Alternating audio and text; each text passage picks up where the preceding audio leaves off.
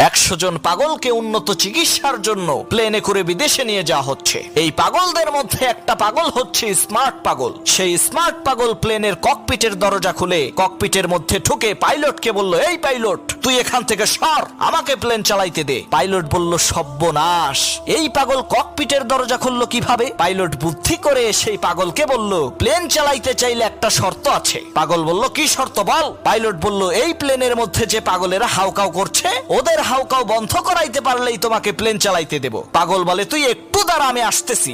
2 minute পর পাগল আবার ককপিটের মধ্যে ঢুকে বলল, এই পাইলট, সব পাগলরে চুপ করাইছি, এখন প্লেন চালাইতে দে। পাইলট খেয়াল করে দেখে কথা তো সত্য। পাইলট অবাক হয়ে সেই পাগলকে জিজ্ঞেস করলো, কিভাবে তুমি এই পাগলের কিচিরমিচির বন্ধ করালে? সেই স্মার্ট পাগল বলল, আমি প্লেনের দরজা খুইলা দিয়া কইছি, বাইরে বিশাল বড় মাঠ, তোরা কে কে খেলতে যাবি, যা।